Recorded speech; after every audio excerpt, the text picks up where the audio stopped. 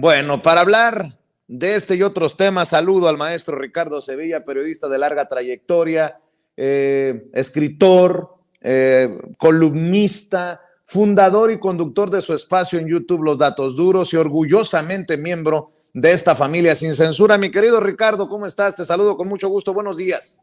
Buenos días, querido Vicente, público memorioso. Estaba yo revisando aquí en el teléfono cuántos millones hay de árboles aquí en México, y en este 2000 año hay poco más de 64 millones, o sea que de acuerdo con lo que dice la señora Xóchitl Gálvez, López Obrador con el tren se habrá echado 10 millones de árboles. Es una locura. Estaría eso hablando de un ecocidio. Por favor, a sus asesores, por favor, Lili Telles, lo que te pongan ahí en el prompter, ten cuidado, léelo. Antes de decirlo ahí, antes de que te graben, dale una revisadita, por favor. No es posible que manejes ese tipo de cifras y que no contrastes. Esto es una locura, un despropósito, y precisamente por eso va en picada en las encuestas. Una larga respuesta, mi querido Vicente, para decirte que estoy muy bien. Muchas gracias. Oye, Ricardo, pues hoy el presidente Andrés Manuel López Obrador ha exhibido nuevamente a los tecnócratas y dice que no se les entiende ni papa. Bueno, no se les entiende nada, pues. No se les entiende absolutamente nada. El presidente López Obrador dice, y dice bien, está exhibiendo la arrogancia y las ínfulas de los tecnócratas. Hace un repaso muy interesante, y eso me gusta, y creo que también a la gente, de los periodistas. Hizo un repaso de la lucha informativa que ha tenido, por ejemplo, el medio de comunicación Regeneración, y cómo le iban a llamar, cuáles han sido los bretes que tuvieron que enfrentar. No se daban cuenta de la enorme cantidad de influencia que tenían, no se daban cuenta ahí en el Universal, en Reforma, dice por su nombre a los dueños de esos medios de comunicación, habla de Eli Ortiz, habla de Alejandro Junco de la Vega, y bueno, habla de los tecnócratas, de sus ínfulas, y es que los tecnócratas son así, son arrogantes, son insensibles a los problemas sociales, y lo son, Vicente, porque los tecnócratas van en contraposición a los enfoques económicos, a los enfoques políticos y filosóficos tradicionales. Estos señores y señoras, porque también las hay señoras, son especialistas cerradotes. Llegaron a la conclusión un día, tarde, que la sociedad necesita de una dirección tecnológica y no política y no humanística de la sociedad. Válgame, era un precepto que ya manejaban hace muchísimo tiempo Saint-Simon y Auguste Comte. Imagínese usted de qué época le estamos hablando, pero estos señores pensaron que ese postulado era nuevo, y bueno, hace mucho tiempo que sí fue tentador ese postulado, que los especialistas, imagínese usted, ocuparan tal o cual materia y no la gente emanada de tal o cual partido. Sonaba bien, sonaba interesante, sonaba atractivo, y sonaba bien, Vicente, porque dando un ejemplo burdo, si se te descompone la lavadora en casa, tienes dos opciones: llamarle al vecino mil usos o traer a un especialista en lavadoras. Ya sabes cuánto te va a cobrar uno y cuánto te va a cobrar otro. Y en ese caso, sabes a qué atenerte.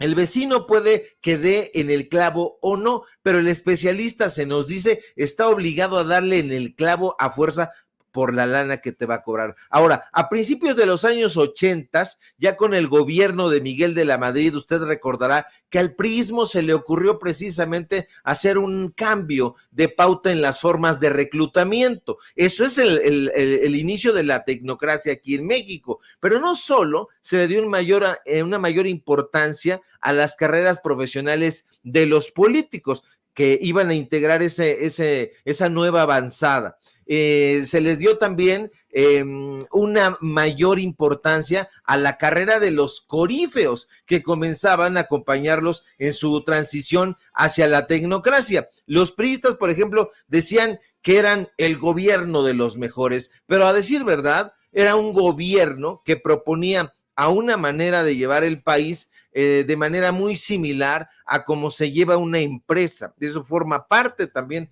de la tecnocracia. Y los políticos tecnócratas, por un lado, terminaron por influir en los periodistas e intelectuales de su época. Fíjate, antes un intelectual podía estudiar derecho y no titularse. Piense usted, por ejemplo, en Octavio Paz, o podía estudiar economía y filosofía y desertar de la carrera, como ocurrió en el caso de Carlos Monsiváis, o hablar sobre lingüística, sobre filología o sobre literatura sin haber estudiado necesariamente literatura, como ocurrió con Juan José Arreola, con Vicente Leñero, que estudió ingeniería, por cierto, o Jaime Sabines, que estudió, usted lo recordará, medicina. Pero no, a partir de la instauración de la tecnocracia, cambiaron las cosas. Ahora importa dónde recibe tal o cual personaje su educación. Importa y muchísimo el currículum profesional, los medios de reclutamiento, la fuente de influencia. Hoy, precisamente por eso, usted alza una piedra y se encuentra con un, perdóneme usted la expresión, con un chingado doctor. Hoy Denise Dresser es doctora, hoy Leonardo Curcio es doctor. La significación para la élite política y cultural de México, la educación, desafortunadamente, Vicente, está teniendo una importancia que a mí me parece que ha sido completamente heredera, por un lado, de la tecnocracia y por otro lado, sumamente perniciosa, porque estos personajes pues ya no solamente en la política están llevando a cabo este asunto de la tecnología. Yo soy especialista en esto o en aquello. Hoy hasta Leo Zuckerman es doctor. Imagínese usted nada más. Bueno, pues estos señores han permeado los medios de comunicación, la política, y lo han permeado también con esos términos abracadabrantes, con esas palabras domingueras de fin de semana que muchísimas veces, como dijo el presidente López Obrador en la mañana, tiene uno que tomar un libro, un diccionario para ver qué demontre es lo que está diciendo este personaje, y así se comportan, pero precisamente por eso han edificado, Vicente, un puente que los ha alejado sustancialmente del pueblo de México y de sus problemas. A la gente no le interesan los términos engolados, los términos que, ay, a ver, voy a decir esta palabra para sonar más engreído, para que la gente sepa dónde estudié. Hoy todos estos personajes dicen, bueno, yo estudié en la UNAM, pero apenas estudié la licenciatura, me fui a Harvard, me fui a The London School, me fui a estudiar al extranjero. Los más jodidos, y pregúntele o no, si no a Jorge Volpi, se van a Salamanca, pero le dan una gran importancia a los políticos y sus corífeos, mi querido Vicente. Hoy ya no se puede hablar de manera normal, de manera inteligible con la gente, porque estos señores están en su piedra ahí, sintiéndose mucho, dirían por ahí.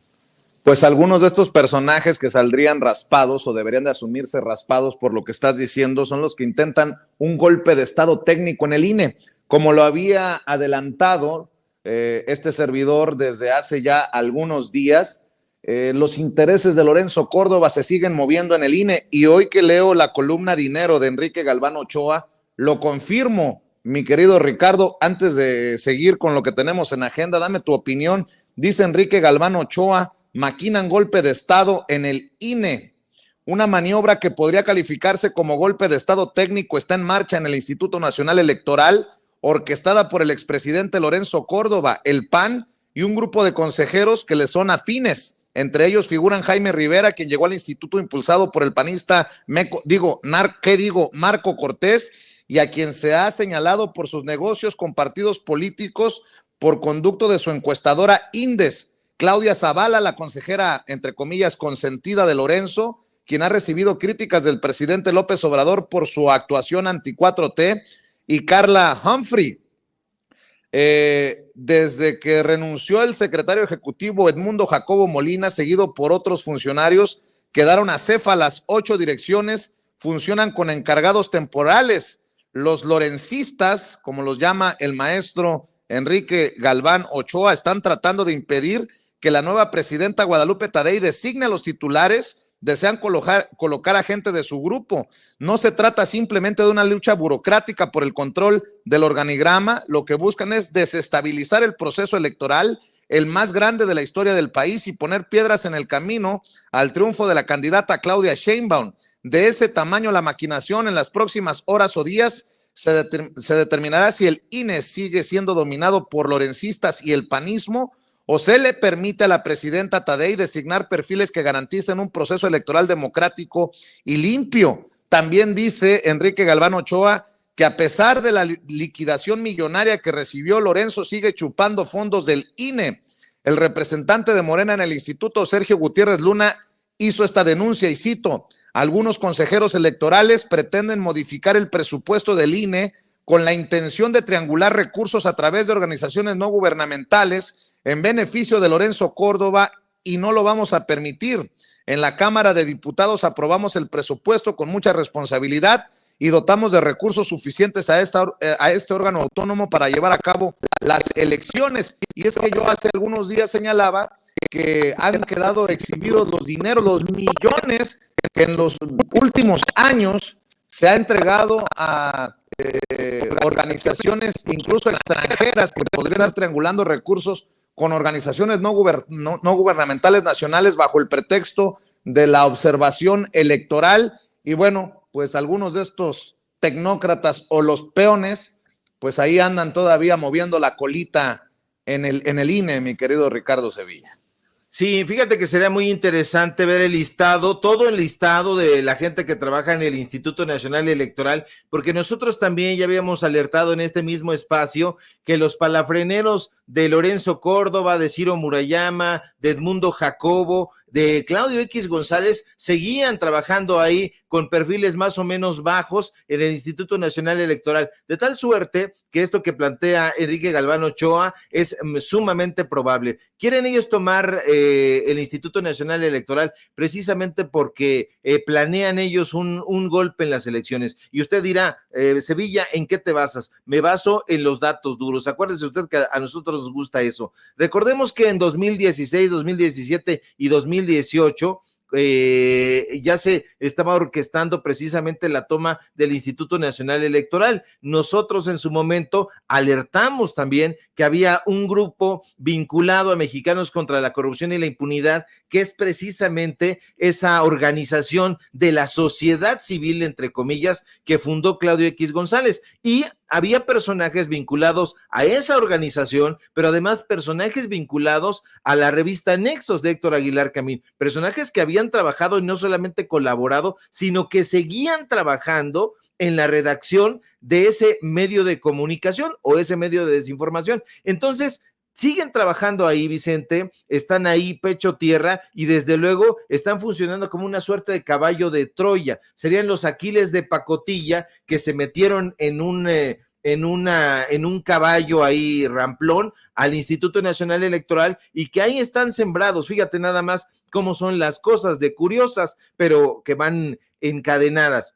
Edmundo Jacobo escribe hoy precisamente en El Financiero una defensa del Tribunal Electoral del Poder Judicial de la Federación, y qué casualidad, ellos dicen, bueno, nosotros estamos defendiendo a ese tribunal. No es cierto, no están defendiendo a ningún tribunal, la democracia no está en peligro, no está ocurriendo nada de nada. Ahí la democracia está completamente a salvo. ¿Por qué? Porque la propia sociedad civil, la sociedad civil de a de veras, la de a pie, la que camina en las calles, la que conoce, es decir, el pueblo de México, está muy politizado y está muy pendiente, de tal suerte que si observa una de estas cosas, inmediatamente lo va a denunciar. Y eso es precisamente la función de las redes sociales. Cualquier cosa que está sucediendo en el Instituto Nacional Electoral, en el Tribunal Electoral del Poder Judicial, en la Suprema Corte, etcétera, la gente se pone a buscar y de inmediatamente le gana la nota a los medios de comunicación tradicionales. Entonces, ¿es posible que estos personajes se estén preparando, tallándose las manos, una incursión al Instituto Nacional Electoral? Por supuesto que sí, son capaces de eso y de más, mi querido Vicente. Y nada más como confirmación de que los intereses de Lorenzo Córdoba, de Ciro Murayama, de Mexicanos contra la Corrupción y la Impunidad, de Claudio X González, siguen generando una situación anti-AMLO, anti-4T. Hoy lo dijo el presidente en la mañanera, lo volvieron a sancionar. Esto fue lo que dijo el presidente Andrés Manuel López Obrador sobre los golpes que sigue recibiendo desde el INE, que dirige Guadalupe Tadei, pero abajo todavía están los intereses de los que dizque ya se fueron. Vea y escuche lo que dijo el presidente. No les creo, ahora acaban de sancionar los del INE. Ojalá se ventile, lo voy a ventilar aquí. Vamos a cumplir, ¿eh? Me están pidiendo que yo quite un discurso que di en Almoloya de Juárez hace como una semana, porque hablé de que había que votar no solo por el candidato a la presidencia o candidata a la presidencia, sino también por los legisladores, porque era muy importante tener mayoría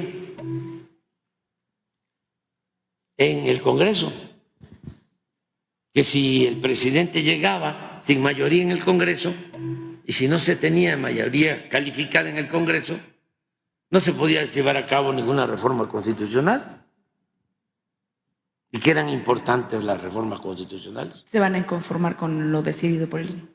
Bueno, dije eso y ya me sancionaron, que por qué, dice la resolución, llamé a votar por Morena, cuando no es cierto.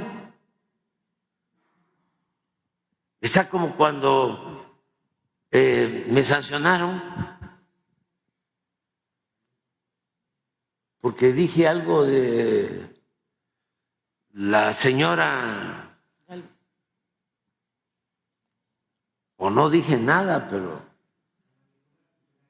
manipularon de que yo estaba, insultando a una posible precandidata, cuando no fue cierto.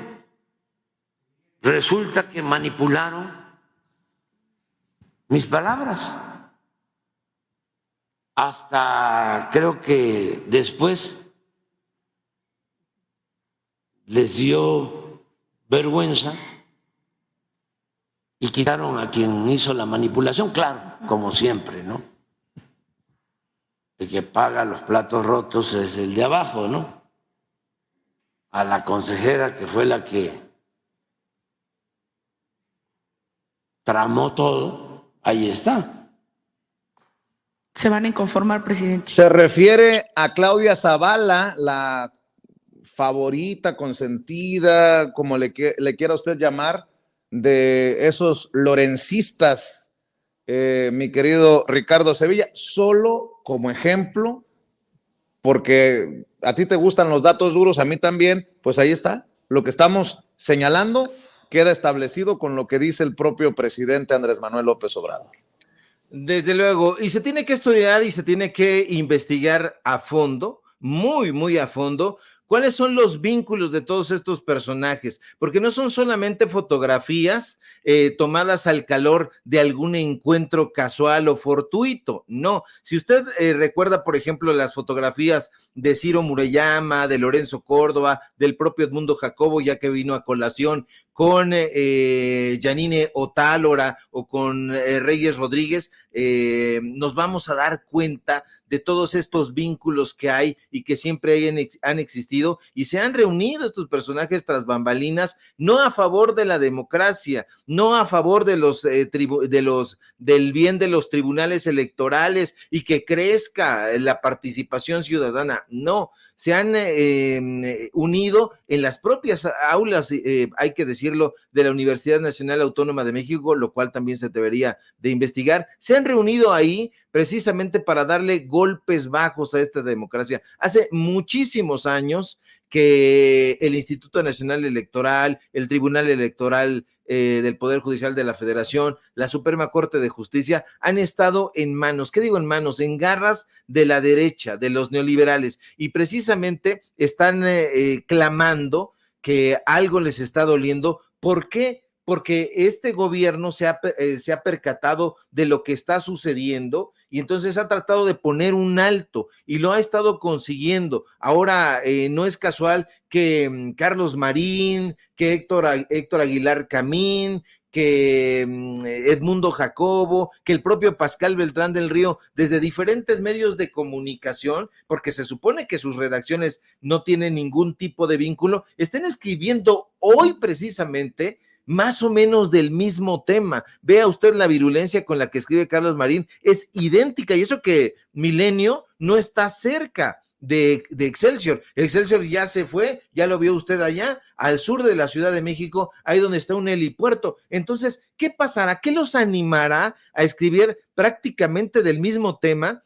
y utilizando más o menos los mismos términos? Pues es que están pagados, es que están chayoteados, pero si ya no les da chayote el gobierno federal, ahora ¿quién les está dando chayote? Les están dando chayotes en las organizaciones civiles, les están dando chayote estos políticos de derecha, le están dando chayote los empresarios que se beneficiaron en los anteriores gobiernos con contratos millonarios leoninos y que quieren regresar. Entonces, ¿qué es lo mejor que se puede hacer? Pagarle ahí un chayotito a la gente de Reforma para que saquen una notita ahí y que pesque a unos viajeros en el Tren Maya que están cansados o que simple y sencillamente tienen el sueño, digamos, normal y que se duermen. Yo me he dormido, mucha gente se duerme. Súbase usted al metro, hay gente que se sienta y luego no sabe usted la carga que tiene o simple y sencillamente porque está dormido, pero estos mañosos suben con la cámara y van buscando enfoques para tratar de desbarrancar a este gobierno. ¿Con qué fin? Con el fin hacia 2024, tratar de desbarrancar la cuarta transformación encabezada por Claudia Sheinbaum y que ya no haya esa continuidad. Eso es precisamente lo que quieren. ¿Por qué? Pues porque estos sujetos quieren regresar al viejo régimen de privilegios que tenían y que les iba muy bien, desde luego. Ahorita no les va nada mal, pregúntele a Loret de Mola, pero si les va bien ahorita, imagínese cómo les iba en los anteriores gobiernos. Son unos auténticos desvergonzados, querido Vicente. Oye, Ricardo, ¿y qué onda con la alcaldesa en Cuauhtémoc, Sandra Cuevas, que después de no dar muchas notas, ahora hasta cierre de estaciones del metro, tengo entendido, Ricardo? Del Metrobús, mi querido Vicente. Fíjate que vecinos de la alcaldía Cuauhtémoc, muy cerca ahí de Avenida Insurgentes, de ahí de Santa María la Ribera, para ser exactos, nos dijeron: oye, Sevilla, ¿por qué no te das una vuelta por acá, por la alcaldía, en el perímetro de la alcaldía, y te vas a dar cuenta de cómo fue que Sandra Cuevas ordenó cerrar estaciones del Metrobús? Y yo dije, bueno, eso me parece inaudito, sí lo creo, pero necesitamos ir a ver que sí es cierto. Y fíjate que sí, Vicente, fuimos allá a la avenida Puente de Alvarado, donde se encuentra la estación del Metrobús, justamente Puente de Alvarado. Ahí hay tres estaciones que son Delegación Cuauhtémoc, Puente de Alvarado, que después se convierte en la Avenida México-Tacuba, y la de la estación Museo San Carlos, que precisamente se encuentra frente a ese museo. ¿Y qué crees? Que Sandra Cuevas cerró las estaciones del Metrobús y a lo mejor le podría parecer gracioso a ella y a las personas que lo llevaron a cabo, pero el Metrobús tuvo que armar un caos prácticamente desde la estación Buenavista, que es la que antecede a la delegación Cuauhtémoc, hizo un auténtico caos sobre Avenida de los Insurgentes, precisamente porque a esta señora se le ocurrió poner ahí una feria que nosotros tomamos un video pequeño, eran las 6 de la tarde y pues estaba completamente vacía, había unos policías ahí que mientras nosotros estábamos haciendo el video, pues ellos estaban muy quitados de la pena, se estaban riendo, parece que no les importó. A ver si tenemos ahí el videíto, mi querido don David. Yo creo que ahí ahorita lo va a poner mi querido don David, pero bueno, mientras le sigo contando, esto es una absoluta barbaridad, porque imagínese usted, si quería llegar precisamente a una de las 3 estaciones, usted se tendría que bajar hasta el Monumento a la Revolución, o se tendría que bajar hasta Buenavista y de ahí hacer su trayecto a pie, pero no ha pensado esta señora Sandra Cuevas en las personas de la tercera edad, por ejemplo. Imagínese usted qué recorrido desde Buenavista, que está sobre el eje 1 norte, y que se vaya caminando hasta el Monumento a la Revolución. Es algo completamente tonto, es algo completamente absurdo, pero desafortunadamente Sandra Cuevas, Vicente, está llevando a cabo eso de al pueblo pan y circo. No deje usted que estas cosas ocurran. Yo celebro mucho a la gente de ahí de Santa María de la Ribera que nos haya dicho, y bueno, nos decidimos darnos una vueltecita, y pues ahí está el video donde usted puede ver precisamente una de las estaciones del Metrobús que se encuentra cerrada. Ahora sí, que discúlpeme la expresión, pero por los calzones de la señora Sandra Cuevas. A ver, vamos a rescatar con la ayuda de don David, con Ceci, este video que lograste capturar, querido Ricardo, y que nosotros lo hemos encontrado también en tus redes sociales, ahí en tu cuenta de X. Los vecinos hacen el reporte, Ricardo Sevilla se da la vuelta y bueno, pues cerrada la estación del Metrobús por esta feria desangelada, que bueno, para muchos, creo que no estoy exagerando, para muchos será un estorbo, pero bueno, esa es mi opinión y es punto y aparte. Vamos a ver si nos proyectan precisamente este video que capta el maestro Ricardo Sevilla en esta estación del Metrobús, cerrada por decisión de la alcaldesa en Cuauhtémoc, Sandra Cuevas, y ahí está, vamos a ver y escuchar.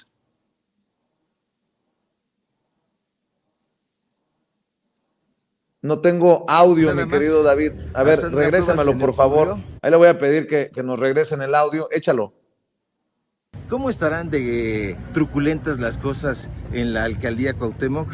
Que mire usted nada más, a Sandra Cuevas se le ocurrió cerrar no solamente la vía pública, sino además el carril del Metrobús para poner su feria. Esas son las ferias de Sandra Cuevas. Imagínese nada más. Una feria en vía pública. Le valió un cacahuate que el Metrobús fuera a buscar otra ruta. ¿Cómo estarán bueno, pues ahí está el video que rescatamos, que capta el maestro Ricardo Sevilla, y creo que no exageras, lo dices bien, Ricardo, pues pasándose por el Arco del Triunfo, las necesidades de transporte público de miles de personas, pues una feria. Ahí yo creo que para que se suban a la Rueda de la Fortuna o al Remolino Chino, no sé cómo se llaman algunos de estas atracciones, pero no sorprende, Ricardo, no sorprende. No sorprende, Vicente, y sin embargo sí es algo que llama mucho la atención. Fíjate nada más, son 3 estaciones del Metrobús. 3 estaciones del Metrobús, la señora decide poner una feria ahí, sobre la avenida, cerrar las calles aledañas. Estaba cerrado prácticamente desde Avenida de los Insurgentes, esa parte de Puente de Alvarado. Hay que decir que Puente de Alvarado comienza ahí sobre el eje Guerrero, y concluye en Avenida de los Insurgentes, y de Avenida de los Insurgentes para adelante se convierte en la calle o en la Avenida México-Tacuba. Pues ahí no le importa nada, incluso caminamos sobre la acera y ahí en la esquina de Insurgentes y Puente de Alvarado, a donde antes había un Viana, la gente que nos ve y que nos escucha y que conoce esa zona, están haciendo un edificio enorme y resulta que no tiene ningún tipo de protección. Habría que ver también si ese edificio no formará parte de alguna suerte de cártel inmobiliario ahí en la Cuauhtémoc, porque es una edificación alta. En algún momento fue un Viana, después se convirtió en un Coppel, y bueno, pues habría que investigar, porque no tiene ninguna protección y está trabajando ahí la gente. Abajo hay comercio ambulante, y yo hasta les dije, esto puede ocasionar un accidente, porque puede caer ahí algún bulto de cemento, alguna varilla, algo, y ocasionar algún tipo de problema. Sandra Cuevas sigue haciendo de las suyas, aunque ya no es querida por nadie y ni siquiera por la gente de la propia alcaldía, Vicente. Querido Ricardo, cerremos invitando a la audiencia de Sin Censura a tus esfuerzos, a tus trincheras independientes. Claro que sí, querido Vicente, público memorioso. Sígame, por favor, en mis redes sociales. Síganme en Twitter o X, @Sevilla Crítico. Síganme en Facebook, Ricardo Sevilla, y nada más. Síganme, por favor, en Paralelo 24. En los datos duros, hoy tenemos informativo en punto de las 8:30 y, por supuesto, aquí en La Familia Sin Censura. Estamos al pendiente, mi querido Vicente, y te mando un fuerte abrazo. Igualmente, te mando un abrazo, querido Ricardo. Que pases excelente día. El maestro Ricardo Sevilla hablando con nosotros sin censura y para dar